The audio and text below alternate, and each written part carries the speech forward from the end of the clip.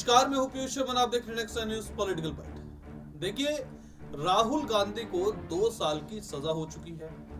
अब कांग्रेस जो है वो काफी देखिए आग बबूला हो चुकी है राहुल गांधी की सजा को लेकर। सजा क्या है, पूरा मामला क्या है, मैं आपको विस्तार से बताता हूं। देखिए, मामला ये है कि राहुल गांधी जो है 2019 में चुनाव लड़ रहे थे। अब चुनाव उन्होंने 2 सीट से लड़ा था, एक था अमेठी और एक था केरला का वायनाड। अब वायनाड जो संसदीय क्षेत्र है राहुल गांधी का, जिससे वो भी सांसद है, तो वो वहीं से जीते थे 2019 में। और अमेठी से जहां से लड़े थे, देखिए यूपी के अमेठी से, वहां से स्मृति ईरानी जीत गई थी, राहुल गांधी को परास्त किया था। काफी देखिए भाजपा ने इसका मजाक भी उड़ाया था कि राहुल गांधी ने अपनी पुश्तैनी सीट जो है वो खो दी। यानी कि जो कांग्रेस जिस सीट पे लड़ती थी, माना जाता था कि कांग्रेस का एक छोटे से छोटा कार्यकर्ता भी अगर वहां से लड़ता तो भी जीत जाता, तो वो सीट देखिए राहुल गांधी हार गए थे। अब 2019 में जीतने से पहले, यानी कि जब वायनाड में राहुल गांधी अपना रोड शो कर रहे थे, जनसभाओं को संबोधित कर रहे थे, तो एक स्टेज पर चढ़ के उन्होंने मोदी के बारे में, यानी कि जो मोदी सरनेम है, प्रधानमंत्री मोदी की बात नहीं कर रहा हूं, वो जो मोदी सरनेम है उसके खिलाफ देखिए राहुल गांधी ने टिप्पणी की। अब जितने भी भारत में मोदी सरनेम के जो लोग हैं उनको आहत लगा। अब क्या स्टेटमेंट थी? स्टेटमेंट ये थी कि जो जितने भी भारत में मोदी हैं, क्या सारे ही चोर निकलेंगे क्या? ये जो लाइन थी वो राहुल गांधी ने बोली थी। और इसको लेकर जो भाजपा के विधायक है, जिनका सरनेम भी मोदी है, गुजरात से विधायक है, तो अब उन्होंने 2019 में उस भाषण के बाद जो सूरत है वहां पर एफआईआर दर्ज कराई थी।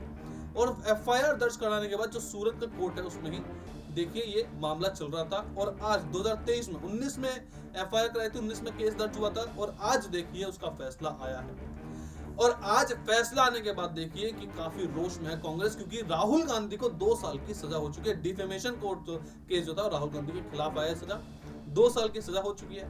अब इसमें आप सोच रहे होंगे कि क्या राहुल गांधी की सदस्यता जाएगी या नहीं जाएगी।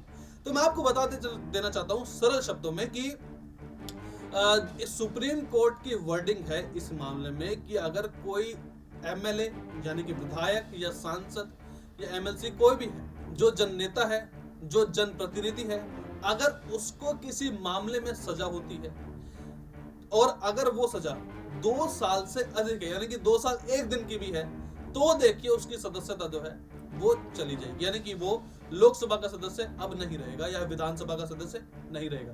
लेकिन राहुल गांधी को इस मामले में मात्र 2 साल की सजा हुई, यानी कि 2 साल 1 दिन में नहीं, 2 साल की सजा हुई है, जिसमें उनकी जो सदस्यता है वो नहीं जाने वाली है। और राहुल गांधी के पास क्या ऑप्शन, अब आप पूछेंगे, तो मैं आपको बता देना चाहता हूं कि राहुल गांधी के पास ऑप्शन है कि वो सुप्रीम कोर्ट में देखिए इस याचिका को डाल सकते हैं, अपनी जमानत याचिका डाल सकते हैं, इस केस को रद्द करने के लिए याचिका डाल सकते हैं।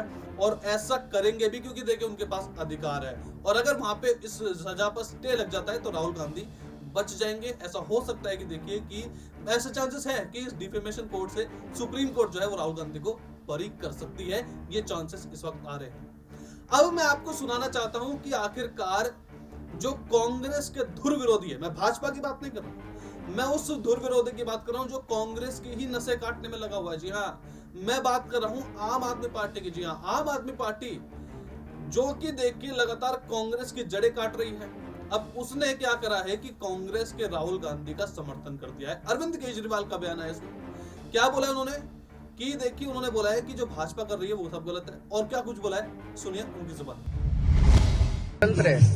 जनतंत्र के अंदर तो लगता है ऐसे सबको अधिकार है। मैं अभी देख रहा था सोशल मीडिया पे, उन्होंने लिखा है अरविंद केजरीवाल हटाओ दिल्ली बचाओ। लगाएं, आपको इसका मतलब मुझे कोई आपत्ति नहीं है। मुझे तो समझ नहीं आया कि कल उतने बेचारे एक प्रिंटर को पकड़ लिया, 6 गरीब वो पोस्टर चिपकाने वाले थे उनको अरेस्ट कर लिया। ये क्या है? ये अच्छी बात नहीं है। इस तरह से ये दिखाता है कि पता नहीं प्रधानमंत्री जी इतने डरे हुए क्यों हैं। एक छोटे से 4 लोग अगर पोस्टर चिपका देते हैं मोदी हटाओ देश बचाओ, क्या फर्क पड़ गया? लगा लेंगे। इसमें मतलब मोदी जी अगर एक प्रिंटर और 6 पोस्टर चिपकाने वालों के साथ भिड़ रहे हैं, इतने महान देश का इतना शक्तिशाली प्रधानमंत्री 4 पोस्टर चिपकाने वालों के साथ भिड़ेगा, शोभा नहीं देता। देखिए, अब अरविंद केजरीवाल को आपने सुना, अब मैं आपको कांग्रेस के उन नेताओं की आवाज सुनाना चाहता हूं जो काफी इस वक्त आग बबूला है। काफी रोष में है, अपने नेता को जेल जाते हुए नहीं देख सकते हैं। इस कड़ी में देखिए सुप्रिया श्रीनेटर, पवन खेड़ा और सीएम राजस्थान के सीएम अशोक गहलोत है, उन तीनों की मैं बाइट सुनाना चाहता हूं आपको कि आखिर उन्होंने भाजपा के विरुद्ध क्या बोला है। सुनिए ये बात। सरकार के कामों की आलोचना करना देश की आलोचना करना नहीं होता। सरकार देश से बनती है, देश सरकार से नहीं बनता। यह बात शाह और शहनशाह और उनके तमाम वजीरों को अच्छी तरह से समझ लेनी चाहिए और उनके जो भोंपू मित्र हैं उनको भी समझ लेनी चाहिए। लोकतंत्र पर, देश की स्थिति पर अगर ये तमाम चर्चाएं यहां हिंदुस्तान में खुली हवा में होती रहें, यूट्यूब और ट्विटर के माध्यम से प्रसारित होती रहें, उससे लोकतंत्र मजबूत ही होगा, कमजोर नहीं होगा। जैसा कि मैंने पिछले हफ्ते आपको कहा था, चर्चा से लोकतंत्र कमजोर नहीं होता, चर्चा बंद कर देने से लोकतंत्र कमजोर होता है। और हम चर्चा करना चाहते हैं। शाह और शहनशाह दोनों को मैं एक सलाह दे दूं कि आप लोकतंत्र के किराएदार हैं, मकान मालिक नहीं हैं। मकान मालिक देश की जनता होती है। तो आप अपने आप को किराएदार मान के चलिए। आपसे बड़े बड़े लोगों को, आपसे कहीं बड़े कद में कहीं बड़े लोगों को इस पद पर बैठाया है जनता ने और पद से उतारा भी है जनता ने। तो हाथ जोड़कर आपसे नम्र निवेदन है कि किराएदार की तरह रहिए, मकान मालिक बनने की कोशिश मत कीजिए। पूरा तंत्र, पूरी सरकार, सारे संसाधन, चरण चुंबक मीडिया, सरकार की सारी एजेंसियां और खुद प्रधानमंत्री मोदी एक अकेले आदमी को चुप कराने में क्यों जुटे हैं? और अगर आपको लगता है कि जिसको चुप कराने की आप कोशिश कर रहे हैं वो चुप हो जाएंगे तो आप मुगालते में हैं। जिसको चुप कराने की आप कोशिश कर रहे हैं उनका नाम राहुल गांधी, और गांधी डरते नहीं है। वो सत्य की लड़ाई पूरी शिद्दत से और ताकत से लड़ेंगे। आप क्यों डरे हुए हैं ये मैं समझती हूं, क्योंकि राहुल गांधी ने आप एक झटके में आपका पूरा मुखौटा बेनकाब कर दिया है। राहुल गांधी जी आपसे अडानी पर सवाल पूछते हैं। वो पूछते हैं कि अडानी के ऊपर बेनामी संपत्ति इस देश में लाने का आरोप है, आप जांच क्यों नहीं कर रहे? वो पूछते हैं शेल कंपनीज का आक्षेप है, आप जांच क्यों नहीं कर रहे? वो पूछते हैं कि एसबीआई और एलआईसी ने अडानी में पैसा क्यों लगाया? वो पूछते हैं कि आपकी विदेश नीति अडानी को कॉन्ट्रैक्ट दिलाने में क्यों लगी हुई थी? वो पूछते हैं कि अडानी को 609 नंबर से दूसरे नंबर तक ले जाने में आपकी भूमिका थी, तो ये रिश्ता क्या है और ये क्या कहलाता है? इन सवालों का जवाब नहीं है आपके पास। संसद से आप भाग रहे हैं, संसद की कार्रवाई आप स्थगित कर रहे हैं, माइक को आप ऑफ कर रहे हैं, संसद को म्यूट करने का कुत्सित प्रयास आप कर रहे हैं। राहुल गांधी के खिलाफ आप कितनी भी ट्रोल आर्मी छोड़ दीजिए, वो राहुल गांधी है और वो सत्य की लड़ाई और पुरजोर तरीके से और मजबूती से लड़ेंगे। दिक्कत क्या है आपको कि उन्होंने नीरव मोदी को और ललित मोदी को और मेहुल चोकसी को चोर बुला दिया?